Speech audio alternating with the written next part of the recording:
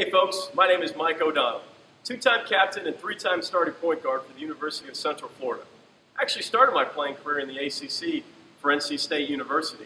During that time, I had to play with passion. I had no choice because clearly 5'11" wasn't exactly playing above the rim. But I heard a great quote about sports the other day, and that is passion has a funny way of trumping logic. And I love that. And that's exactly what I want to bring to the color broadcasting world of college basketball. So if you're still watching and you're still listening, here's me trading in ankle tape, wind sprints, and fundamentally sound layups for a suit, a microphone, and a catchphrase. Or two. Starts in the defensive end for the Knights. I think the most important thing they have to realize that they were 14-0. They were really good, but they were good because they were playing lockdown defense, and they were forcing teams to turn the ball over, which enabled them to get in transition and get easy buckets. Nothing. 87. Number 3, UCF Marshall. Recognize the name. Jordan. Oh, my. That's Marcus Jordan, MJ's progeny. Dropped the no, he didn't. But that move right there, that drive to the right and that step back, he's going to get that all night against Aaron Johnson because of the height advantage. Both teams are kind of going back and forth. 1 point lead by UAB. It's going to come down to free throws and who takes care of the basketball.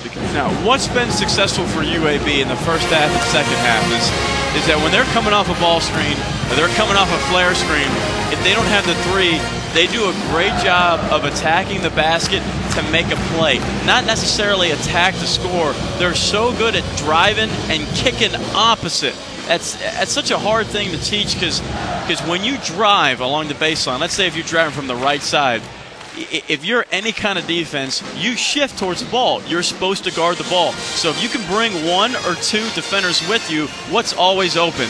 The deep pass, that long skip is that if you can get to the rim and you can skip it along the baseline there, which is exactly what happened on that last play with Dexter Fields. So we're taking a look at the highlights with Dexter Fields.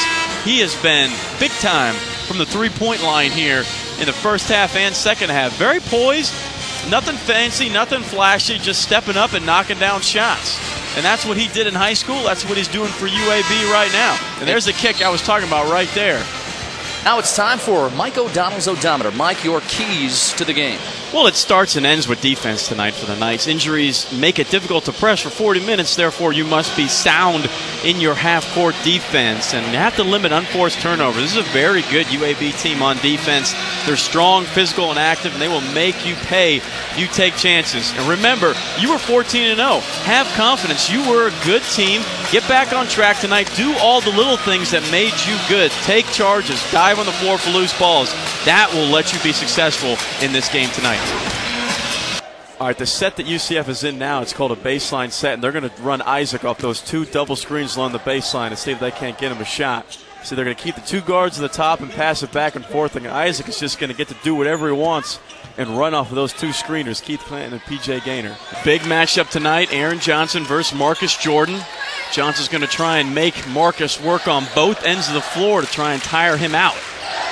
Score for UAB. Well, he's got a great knack for scoring, and it's going to take a number of different guys to stop him. He can do a variety of different things to get open shots. He can go inside, outside for buckets. He's very strong and finishes at the rim, and he's so good from that 10 to 15-foot area. Steal right before Jackson could call timeout. And why not? Why not? UCF is putting on a clinic defensively. I mean, you could see it. It's obvious when we're watching the difference in the half-court defenses for both teams. UCF is so active on the ball with their hands. They're in gaps. Rebound and gets stripped. Herzog, the dunk, and one! Whoa! Shake weight, Mr. Bauman. That's a powerful play. Yeah, tight game in the first game. A lot of fun to watch. But this game right now, great guards for OCP. They're not very deep, but Osceola presses the entire game. Quick, athletic. It'll be interesting to see if OCP can break the press. Well, for Liberty Christian, you have to manage the tempo. You know that Lake Mineola is going to press the entire game. And then if you break the press and you can handle that pressure in the half court, they're not going to stop. They're going to get out and deny. And for Lake Mineola, just continue to create havoc. That's how you negate Taco Fall's presence on the inside. Ball pressure in the front court and the back court is going to be crucial for Lake Mineola to stop Taco Fall. There's no question. And that might be the only pass that you see overthrown for Taco Fall. shot blocking machine, and once he gets it in the post, game over. This kid is going to score in bunches if he gets it anywhere within 5 feet of the rim. I think you need to repeat that for everybody. Shooting over 60% from three. That just doesn't happen, folks. That's incredible shooting. Tonight. Well, that's one way to start the fiesta for Liberty Christian tonight. Get used to hearing a lot of taco puns as the night goes along. We'll call that number 1 from Mike O'Donnell. The over and under is 10. Very high basketball IQ. Can play a number of different positions. May see him play the wing, may see him play the point guard. To go back to my point, if Hull or another power forward center can hit that three, you'll see Liberty Christian Prep, they play a mixture of kind of man-to-man and zone, where their guards and their wings are going to play man-to-man, and Taco will just sit in the middle, similar to a 2-3 zone. He doesn't have to venture out that far, but if Hull's hitting threes like that, that's going to really open up the floor. I think a lot of people, when they see a frame that's 7'5", you see on this replay, usually players that tall may get pushed out of the lane. He's actually stronger than people give him credit for. I think you'll see he's got a pretty good base for being that tall and that lean. Yeah, well, he's the senior leader. You know, he's a really good scorer. He has actually an underrated rebounder. He's kind of Mr. Do-It-All for OCP. I mean, he has the potential and the ability to be one of the most lethal scorers, not just in Central Florida, but the entire state. Mike O'Donnell. You know, we talked about how important Mike Tolbert was, but for Osceola to be successful, they have to really contain Damon Harge. They have to create a wall around him in the press and the half court. He is their go-to guy. And for OCP, attack pressure with pressure. Osceola is going to press the entire game. It's going to be a one-man press breaker for Damon Harge, but once he breaks that press, if you can attack towards the bucket, Osceola is not big.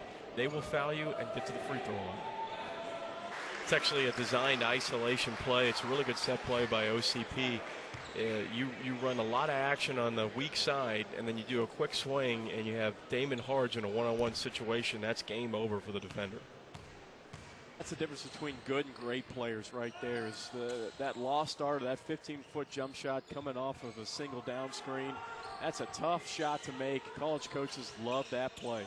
But that's such a great play because he had an opportunity to sprint towards the pass, but instead faded that down screen just a little bit in order to give him more open space to knock down that three. Very heady play by Enriquez. David Logan Scholarship. If you excel in athletics and academics, apply now for the David Logan Scholarship online at bhsn.com.